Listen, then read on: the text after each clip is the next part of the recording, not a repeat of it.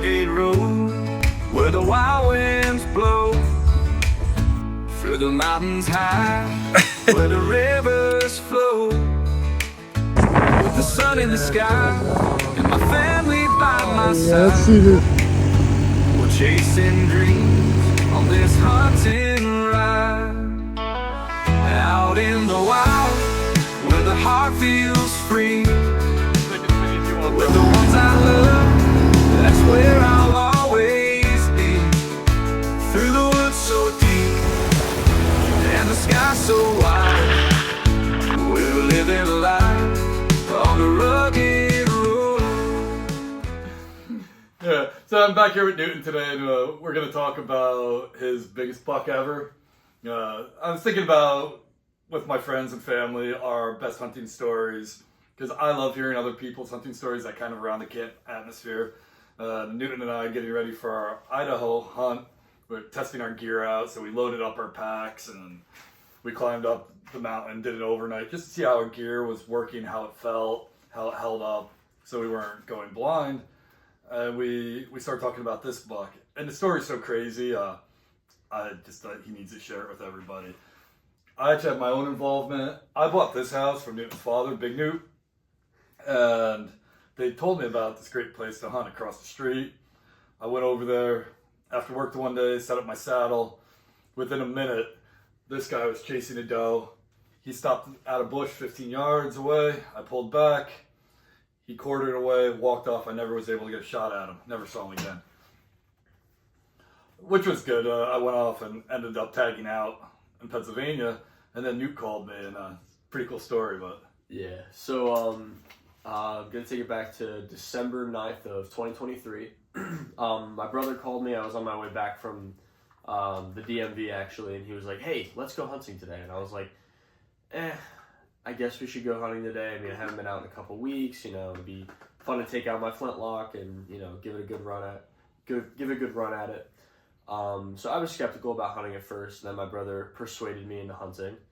And then so fast forward like an hour or two, me and him are walking into the woods together, these woods across the street, and he was like, I'm really enjoying this time with you, yada yada. We were going back and forth because we never really get to hunt together. It's always like we're always like separately, and just got some bonding time in. It's always nice. So we were sitting down, we were sitting at the base of this one tree for about 2 hours, give or take, and sun was just starting to peek down. And again, he reiterated the fact, he was like, hey, I know we don't really, get much when we're with each other, but, it's good to be out in the woods together, just sharing experiences and catching up together.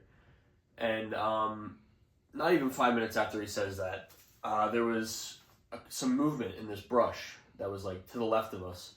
So we were sitting right here.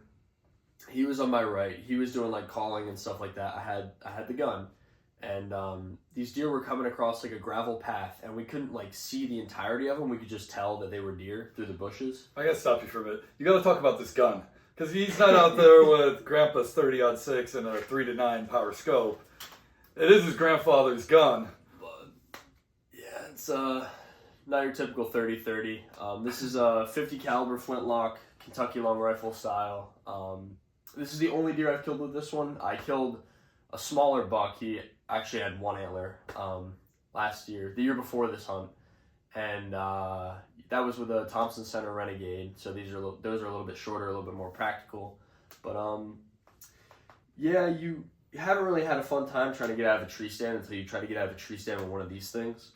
But now, both of those guns, people in your family have tried and never been successful with, correct? yes. So They've got them with cap locks, and they've got them with inlines, which inlines are, it's a whole other topic. Of it's a rifle. It's yeah, not yeah. But yeah, it's a crossbow of the muzzleloader world. Yeah. I was the first in my family to kill one with a flintlock, and not only that, but I got like a really big deer with a flintlock. I'm very fortunate with that. But so me and my brother were seated, and these deer, we could see their outline coming through the brush. We couldn't tell how many, but we could just tell that they were deer. And then there was like this gravel pathway, and then the brush, and then there was like a dip down, and then it was like woods. So we couldn't see anything until they got past that like ditch or whatever. So, firstly, it was a doe that came through, and it was a rather sizable doe. And I was like, okay. And then another doe came, and then she was a little bit smaller, and then a really big doe came.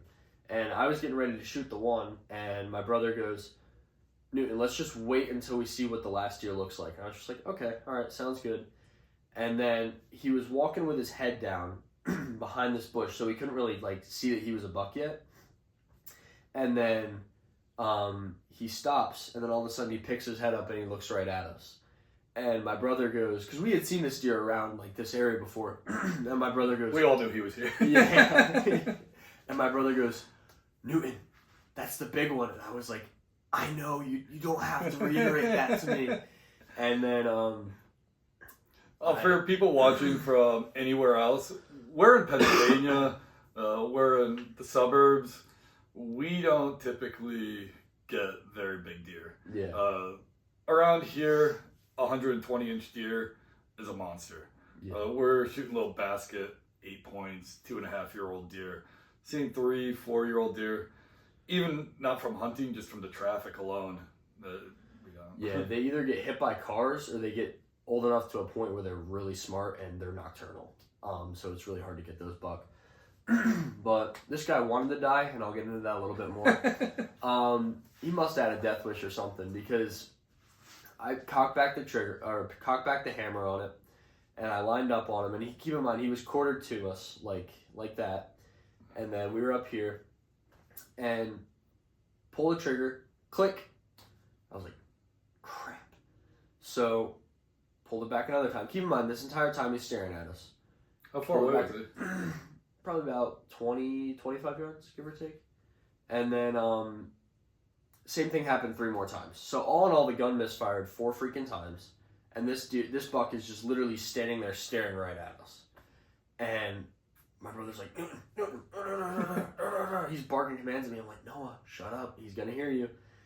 And then, so at that point, I just opened the frizzen, dumped out the charge, and then I put another charge in, put the frizzen back, cocked the hammer back, and he was still looking at us. And I was like, okay, let's try this one more time. So lined up on him, pulled the trigger, boom, and then... How bad were you shaking at that point, holding that giant rifle? Well, that's the thing, is luckily I had like my knees to kind of help me out, so I was kind of like this almost. But if it wasn't for my knees and that buck having a literal death wish, we would have never gotten him. Well, that gun's got to be close to 5 feet long. Yeah, it's up there. But you don't have the tape measure down here. I want to see how long the gun is.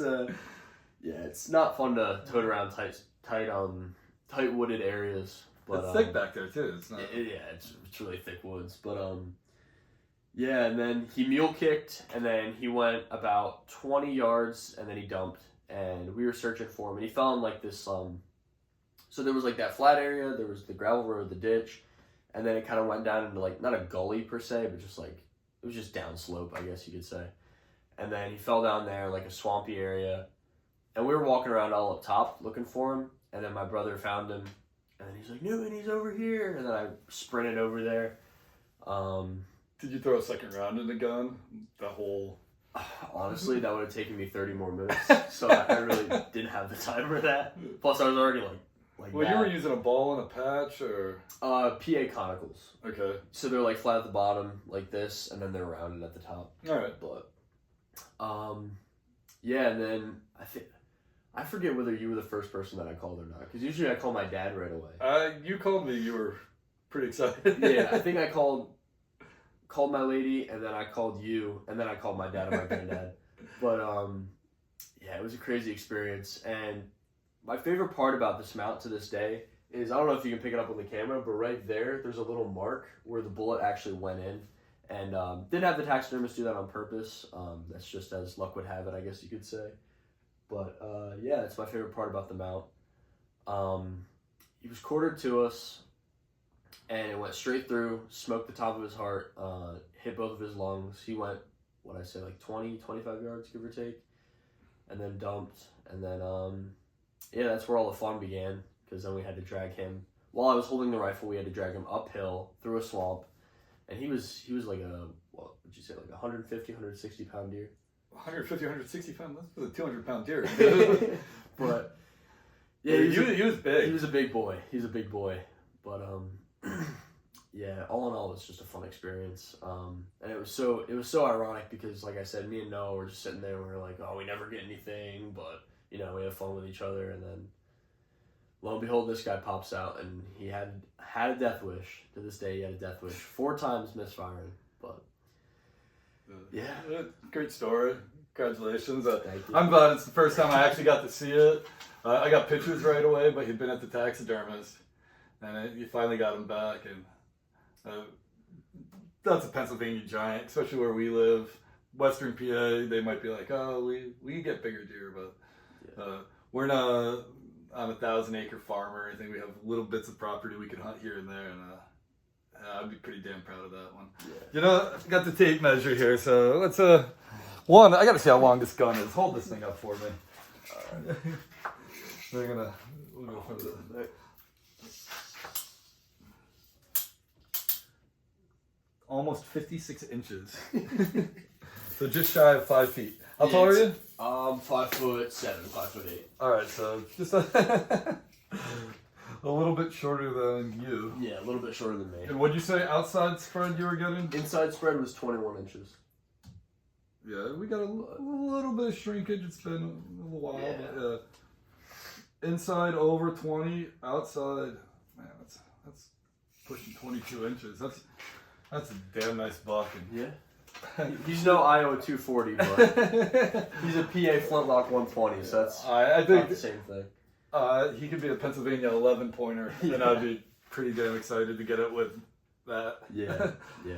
The Kentucky long rifle. That's a hell of a story, hell of a buck. Yeah. Congrats, bud. Thank Proud you. of you. Thank you. Only issue is, though, I challenged myself after getting this buck to kill one of everything in North America with a flintlock, so it's going to be a bit of a task, to say the least. But Well, you better make those millions and take me with you. yeah, I will. Yeah, the North American Challenge. Yeah. But yeah, so more stories to come, and Newt and I are probably going to record some more videos of fun stuff. Till then, thank you. God bless.